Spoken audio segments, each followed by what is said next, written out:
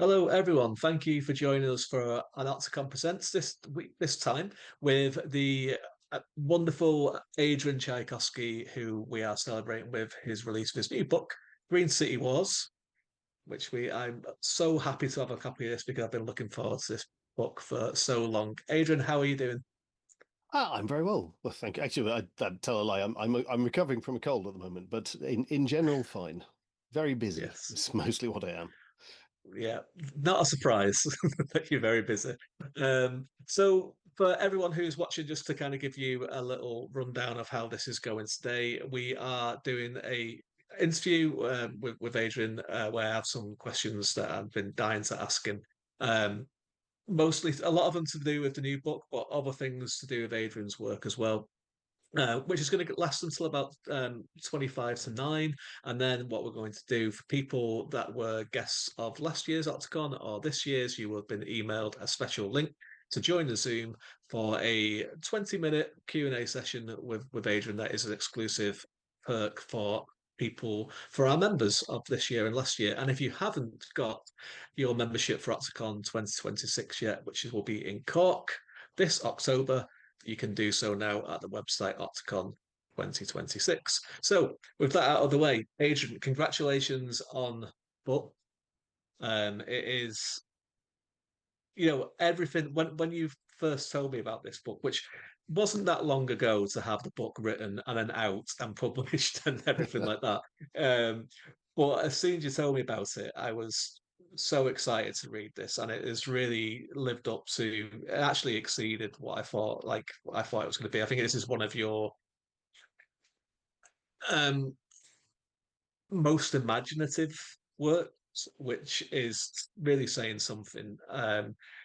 So, I mean, I'm always interested with writers about where that nugget, that first idea of something comes across. 'Cause it can be so random. It can be so just, you could be doing the most innocuous thing and you just go, "Oh, this is a great idea." I mean, do you remember where the genesis of Green City was?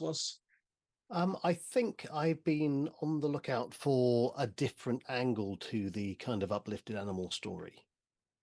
So obviously I did kind of like the wild uplift with Children of Time, and I've done the military version with Dogs of War. And Hmm. so Green City Wars is just really sort of, well, actually, let's bring it down to something as mundane as possible, and let's have a sort of a solar punk city where all of the infrastructure is being run by these bioengineered small animals. And well, what animals do you choose? You have all of the animals that traditionally share our cities with us. So rats, pigeons, raccoons, all of that sort of thing. And it gives me access to a whole range of animals I hadn't been able to, well, I hadn't decided to work with before, and also a very different relationship between the animals and human beings. Yeah, and I mean, the kind of setting with that kind of like we were before it was actually before you came on Skull, we were talking about how this was kind of pitched to people, and I said hard boiled raccoon, which with that kind of very very noirish kind of thing. Was that something that you was interested in as a reader or as a watcher of that kind of genre of noir? And why do you think it suits animals so well? Because it just does. You can picture Scotch so clearly in this setting. So, what is it about the film noir? It's kind of. It was quite a late addition to the idea, Oh, honestly. okay. So originally it was just I was just going to be doing my standard kind of sci-fi stuff. And then I think the inspiration might have been Nick Harkaway's book Titanium Noir, which is an amazing science fiction noir story, and I very strongly recommend it. But also, it just kind of opened my eyes to actually that sort of telling would work really well with what I want to do with Green City Wars. Mhm. And I mean, to a certain extent, that's giving me quite a research task. Then I had to go off and I had to read a load of Philip Marlowe, and oh yeah, obviously, to a certain extent, there are other aspects I'm familiar with, like I know the Maltese Falcon or Casablanca as films, but just re-immersing myself in that kind of that set of tropes, which is not something I'm used to working in. As I think it's one of those, it's that standard idea of, well, it, any genre other than your own looks very easy from the outside, but unless you actually then go and immerse yourself in it, you tend to write very rote sort of formulaic books using tropes that the genre has used and moved on. You need to understand what it is that makes it that genre rather than just some, a few outside trappings. Yeah, and the language as well, because I mean the language in that kind of genre or subgenre is so stylized and it is so almost as much of a trope as other parts of it, isn't it? It has to have that kind of way of speaking. And I mean, I'm a fan of Marlowe, and I'm a fan of some of the films that you mentioned there. I grew up watching them. I watched them as often as I can. I think Casablanca is probably my favorite film of all time. And knowing your work and being a fan of your work as well, I wouldn't say surprised because I know how talented you are, but um, I suppose how easily you were able to bring your voice into that language was, as you say, it looks very easy from the outside. But I mean, what was that kind of approach to do that? Because this does feel very, very much like the Adrian Tchaikovsky book, but it's a very different type of Adrian Tchaikovsky book.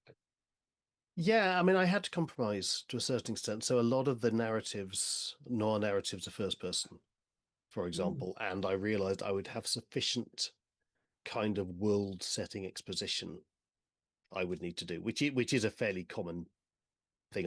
You find in my books that you can't really do that first person. And so I ended up third person present tense. You kind of still have that sense of urgency in the sense of kind of everything happening now.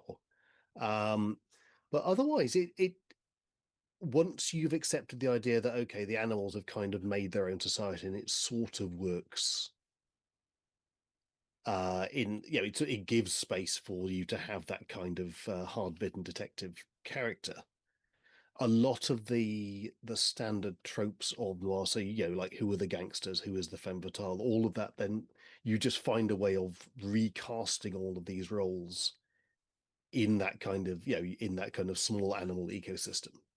And it's a lot of fun to do because hopefully people read it and you see the scene and the scene is working with its own internal logic in the setting, but at the same time you can see, oh, this is what's going on in the sense of this is the kind of the noir element that's being explored at the same time as we're doing the science fiction.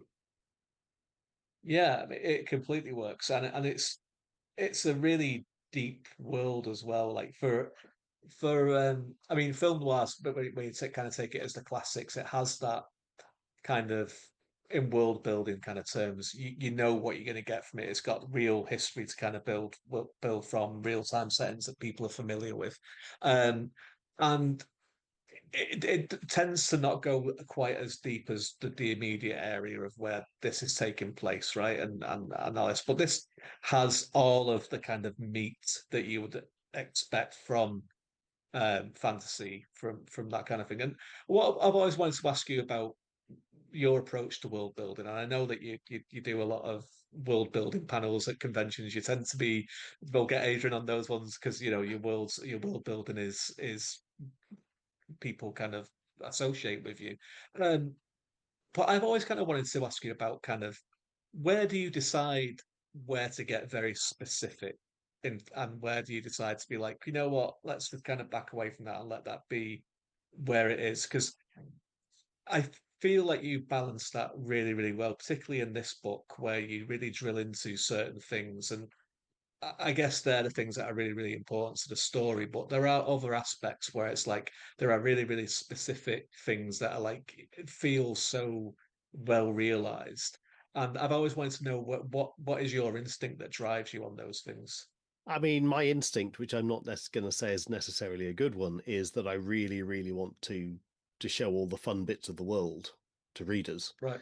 And ideally, that means working them seamlessly into the plot so that you can just do it sort of in a drive-by sort of way. But I am quite prone to just finding I mean it's a very Victor Hugo does this, and I'm not necessarily comparing myself to Victor Hugo, but he and I both love to just digress massively into, well, this is how this works. in enormous detail. And where you're seeing me not do that is probably where my editors have stepped in and told me not to do it. And I think that one of the key things that you said there is fun. I mean, and I think this is a really really fun book. I mean, and it's a real kind of pulpy experience in the way that those classics are, but I suppose pulp with a lot of meat to it at the same time. It's very very substantial pulp, I think. And central to that is the character of Scotch, who is just an absolute pleasure to read. Is tremendously drawn character and feels very, very real, which is, I suppose, for someone who, and we've talked about this before, where I have a very kind of love-hate relationship with talking animals in books, which I thoroughly enjoyed them. So think about why was Scotch the character for this story? What was, I mean, did the idea for this world come first, or was Scotch there before any of this, or was he a I mean, byproduct? the idea for the world came first because it always does with me. I think, I mean, raccoons are a lot of fun. They are a very good kind of uplift candidate, really, if you're looking for kind of what they the package comes with to start with. Um, you then get the extra complication that raccoons are an American animal, and the book is set in Austria, in New Vienna, which gives you that, which is kind of building not so much on a noir trope, but on a cyberpunk trope of you get the American going to Europe and everything is weird and they do things different there, Right. which is the thing that Gibson does quite a lot in his cyberpunk books. And so I quite like the idea of it, even though it's kind of quite high concept sci-fi. It's relatively near future. You have recognizable nationalities, and you get to see different places approaches to engineering these the little helpers, as they're called, the various animals. So most of them are sort of Austrian German, but there are the bunch of Americans and there are a couple of English ones going on and a few other sort of immigrants that have come in, and you get the sense of this sort of piecemeal technical revolution. You understand some places have gone green in this way and some places haven't. So but having that, aside from just raccoons are fun, which I think they genuinely are, having the American in Europe sort of navigating this sort of slightly hostile, slightly unfamiliar societies was quite fun to write as well. Yeah, for sure. I mean, it kind of put me in a mind quite a lot of the feeling, I suppose, of the Third Man, which kind of does that American in Austria as well, in Vienna, in the ruins of. I mean, Yes, he was in a I month couldn't there, get a Ferris wheel in. I couldn't work out how to do a Ferris wheel, but that, yeah, Third Man is definitely there on my kind of yeah. my kind of my mood sheet, I suppose. Yeah, what a film as well. Yeah, definitely kind of got that very evocative feeling of that film, and even actually in parts of it, I actually listened to the soundtrack to The Third Man when I was reading it as well, just to kind of really because it's and it was an amazing experience to do it that way. It really really spoke to it. Um, if you were to kind of revisit this world, what other animal would you like to explore? Oh well, I mean, there has been a very, very positive reception to it, which makes me hope it's done well enough that I might get to write a sequel, and I've already got some ideas coming together for that. Should I have the Oh, opportunity, excellent. I would quite like to take Scotch to the coast Okay. of somewhere because I think you can have a lot of fun with seagulls and maybe with sea otters. I think sea otters are about ready to be given a go. But yeah, I think there's a. I mean, between the actual sci-fi stuff I put in and the noir genre as a whole, there's so many places that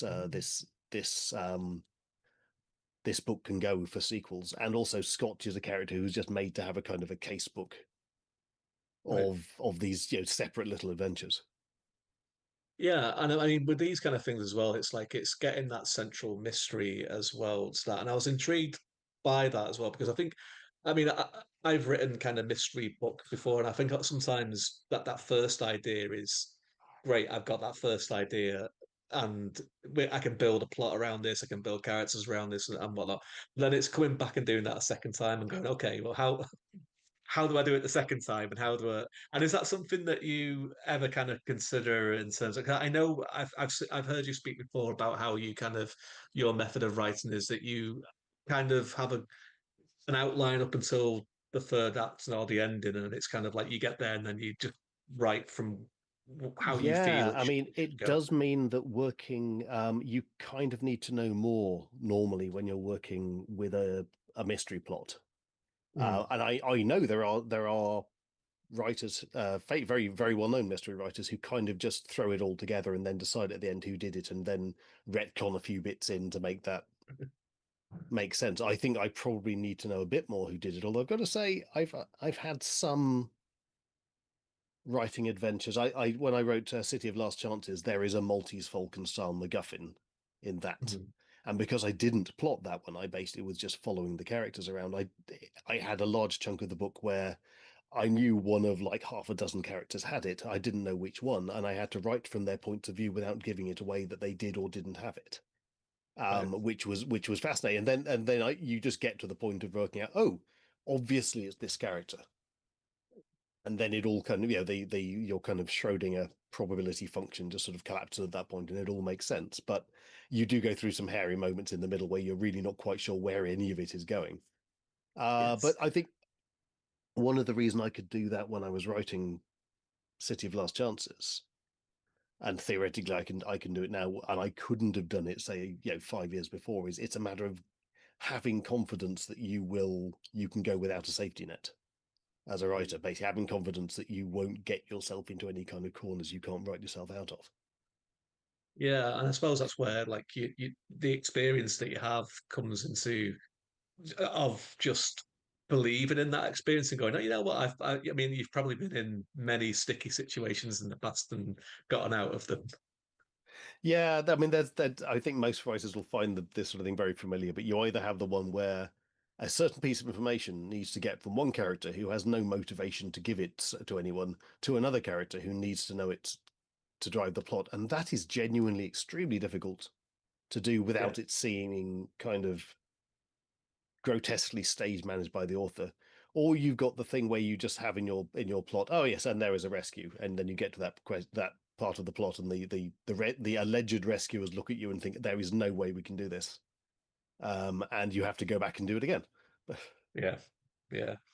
Um, so we have a lot of gamers that are a part of the community, part of the of Octocon. A lot of tabletop gamers, role players. So that I would be remiss of me not to ask you that if because we know you've worked on those kind of games quite a lot. There is some based on your works that are on the way out to our greedy hands. So if you were to turn Green City Wars into a TTRPG, what kind of rule system would you use for this one? What would suit it? Okay, I mean, I first of all, I guess I really should say the Children of Time role playing game Kickstarter is currently live and accepting bids backing. So Yes. if you haven't had a look at that, please do go and give it a look. Yeah, I mean, I do think Green City Wars has the breadth of setting that I feel a game requires. So not everything I've written has that, but there's Cool. definitely, it really comes down to, are there enough things that someone can be? And yeah, in this, yeah, the huge range both of species and of roles you can play. As for system, I mean, this is possibly just as representing my own prejudices, but I do think a kind of a Blades in the Dark styles, Right. one of the systems in that kind of general area has probably got the flexibility that it requires. Yeah. Uh, you mentioned there about some of your works that aren't suited to TTRPGs and some are. And yes, do go and check out the Kickstarter for Children of Time. People, if you are into that kind of gaming, which you should be, because it's brilliant. Um, I mean, obviously you've been kind of immersed in CTRPGs for a while, but do you see the influence of that type of gaming becoming a lot more prevalent in writing these days? Because I've seen a lot of it where I can look at that and say this was at some point was a game of D&D. Surely, I know there's been high profile examples of that in the past, but do you think it's something that is really informing um, I think it writing? has been for a while. I mean, I first started putting pen to paper after reading the Dragonlance Chronicles, which were, I think, probably the first, or certainly among the first sort of this was a game of D&D, and then it became a novel. And certainly one of the better ones, because there were also a lot of other ones, D&D books and so forth that were not actually as entertaining as that. But I mean, almost every writer of my generation that I know has been a gamer at some point. So I think it's one of those. It's been part of the DNA for a while. Mhm. I guess we are probably, I get maybe starting to see work from people who've come into the hobby in the current wave. So the plane going by outside, and hopefully you can't hear it. Nope. So people who've come in with the big wave of Critical Role and live plays and Stranger Things and stuff like that. That's been out long enough that we're probably seeing writers inspired by that. And obviously, the lit RPG subgenre has been around for quite a while, but is getting a huge boost at the moment. Mm. So I mean, I think there is a lively conversation between writing and role playing games, but it's not something that has started recently. It's been the case for, I mean, what, a good 30 years, I guess. Right. Yeah. Interesting. Um, you mentioned lit RPG there. Well, is that something that you would like to explore at some point? I don't think I'm going to say it's a genre that does not click for me Hmm. because for me, the thing I am going for when I'm writing a book is a setting that feels real, an immersive Right. setting that you can get lost in. It's what I need to write, and it's kind of what I prefer to read. And because of the tenets of lit RPG, that is kind of, I mean, I can't say that it is a thing that doesn't work. It is the thing that has not worked for me in any of the examples I've run into because of the explicit kind of an introduction of game logic Right. into the world. It means I can't take those seriously, but that's purely a personal reaction.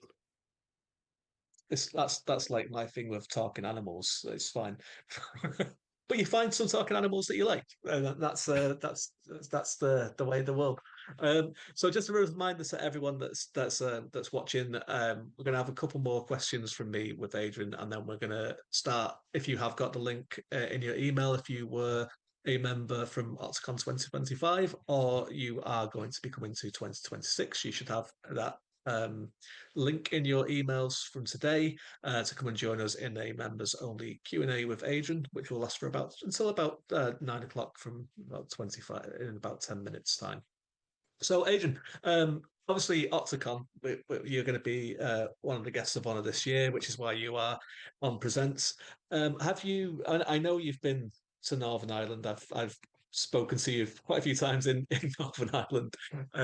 But how about Ireland itself? Have you been over to the south of Ireland many times? Yeah, I was at an Octocon in Dublin some years back when I went along because Emma and Peter Newman were guests of honor then, and then I was in Dublin for Worldcon, Of obviously more course, yeah, more recently, which is enormous. Both of which are enormous fun.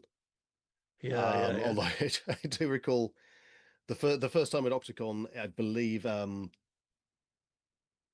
Ireland had just won a football game at home, and so Dublin just didn't go to sleep for the entire weekend, which was a bit harrowing when you were trying to get to sleep. But Yes. Yeah, that's Dublin for you. Well, but you'll be happy to know we're in Cork yeah, this yeah, time. Cork. I've not been to Ireland outside Dublin anyway. Oh, really? Oh, excellent. That'll be an experience. I mean, is Irish. I mean, one of the things that I find fascinating is that there is such an interest in Irish mythology around the world. And it's something I think in Ireland that we don't talk enough about. So to an extent, I think it's something we should be really, really proud of because it's influenced so much stuff, so much like horror, fantasy, and other things like that. And I know you're a big fan of history and of different mythologies. Is Irish mythology anything that you've ever kind of looked into before? Oh yeah, and in fact, I mean, certainly when I was reading in my teenage years, there was an enormous wave of Irish mythology influenced fantasy fiction going on. I mean, I think I first read it. There's a set of Michael Moorcock Eternal Champion books which he bases on Irish mythology. So, and then I mean, I couldn't necessarily give you any of the titles off the top of my head, but I remember running into like the same mythic characters and the same sort of tropes and situations and realizing, oh, all of this kind of fits together. There is a whole kind of existing mythology. And I mean, one of the things I got when we were in Northern Ireland for NornCon, there was an excursion to a kind of a local archaeological site, and we got a lot of the kind of the Cuchulainn. I'm going to try. That's my best shot at the pronunciation. Sort of myth cycle and that kind of the Ulster cycle. I think it is. So Yeah. yeah, and obviously, it's a particularly rich, I think, sort of mythic heritage. I guess it also. I mean, I suppose the other place I encountered it more recently was in Pedro Gillen's The Call, which is an Yes. astonishingly good book, but also sort of draws quite heavily on kind of Irish mythology. Yeah, I mean it's such a rich tapestry to pull from. One of the reasons that I kind of wanted to ask about it was because obviously we are Octocon and we are in Ireland, but I think I mean it's fair to say that there is for much of your work there is this mythic feeling to a lot of the stuff that you do, where it's this larger than life tapestry that has been created of worlds and people exist in these worlds and I'm just, I always knew that you would be quite we were talking about the Odyssey just before we started and familiar with myths. And what do you think, and this is probably just like the kind of the final question we'll talk about before we kind of go to the Q&A. And you can rest your voice for a little bit while we get all that set up. What do you think is important about us being, and not just writers and creatives, but people as a society and as a culture, being aware of and familiar with myth, but then also being comfortable enough to kind of reinterpret it in ways that we can understand in societies that we're in now. I mean, I think the although people can get quite precious about myths, I don't think there's a myth cycle in the world which isn't being continuously reinterpreted. Even down to the extent that the versions that we inherit are are usually late writings down of a centuries long oral tradition. Mhm. And you can you get the sense that the myth cycles are kind of they are part religion and they're part fan fiction Right. almost, and everyone you're kind of allowed to find your own way to retell a myth, which one it's one of the things that we get retelling of folk tales and retelling of myths is quite big business in the fantasy literature market at the moment, and it gives you a way to connect with a tradition so that you get that extra resonance you wouldn't necessarily get in just a straight up, say, secondary world fantasy. But at the same Mhm. time, you still have an enormous freedom of just what tale you're telling and how you're telling it. Yeah, that's fascinating. I mean, one of the great points you made there was about that kind of the myths that we are familiar with, that the first writings, like the Odyssey, for example, was probably something that people have been telling for centuries, and also has been influenced by other cultures. Like there's huge um, similarities between the Odyssey and Gilgamesh, for example, and it's not something that they're ever kind of ashamed about it. It's just like it's a fable that people are familiar with because it's got these um scenes and these themes and these different things that we can all understand, and showing those in different ways and applying those to kind of like modern society seems like something that we should be doing more of. I don't know if you would agree with that. I mean, it very much depends on which bits you're taking, because of course a lot. I mean, one of the things you do get in myth cycles is it is even when they've been kind of bowdlerized or Christianized or so forth in the writing down, you get these kind of fossil pieces of an older culture. You get Mhm. different values, and you get all this weird stuff that lands quite strangely to, or very problematically to modern eyes, because it is a relic of a culture that where people were very different to us and had very different, Right. which makes it all the more fascinating. But it also I mean, I think trying to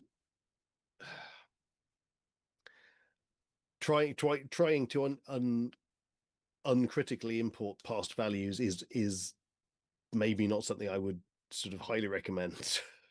Right. Because people did a lot of bad stuff back then. Not that we don't do a lot Sure. of Yeah. bad stuff Sure. now, but it's we don't necessarily want to do all of our current bad stuff and also import all the bad stuff from the past as well. Right. Yeah, yeah, yeah.